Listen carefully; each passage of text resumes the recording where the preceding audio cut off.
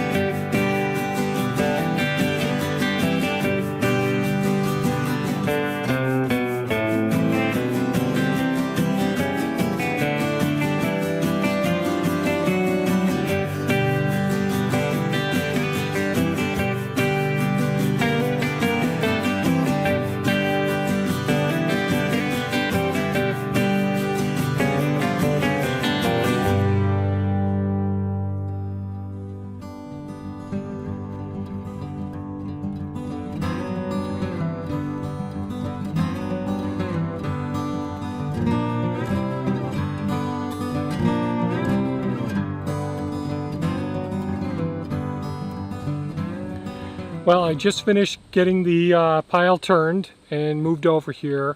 Pretty darn happy with the consistency of the material. So a small part of it, the 10 to 12 yards of the manure that was almost 2 years old, well, collected over the last 2 years and that I brought over here first, had really been broken down into decomposed pretty significantly. And but it had plenty of weed seeds in it, so I thought I'd run it right through the whole composting cycle. Well, that has a higher moisture content, so I tried to break that up just like I have done in the past with the other composting piles. I mixed that around in here. It was a bit of a challenge to get all the way around the perimeter, which I usually like to strip off, all sides, top, all around the pile, and put that into the center so that that can be decomposed. But being on the hugelkultur terrace and being right up against the edge where the rock retaining wall is going down to the canal, it wasn't advisable to pull off the western edge of it. But otherwise, it turned out pretty well. Very happy with the progress so far. It's been a very short period of time, but I was able to get it mixed up fairly well, and so we'll see how it goes from here. We'll see how quickly things heat up. So if you think this video was of value, please give it a thumbs up, share it with your friends. If you'd like to be notified when we post more videos, hit the bell icon. And certainly, folks, have a fantastic day. Oh, don't forget to leave comments or ask questions. Take care, folks. Bye-bye now.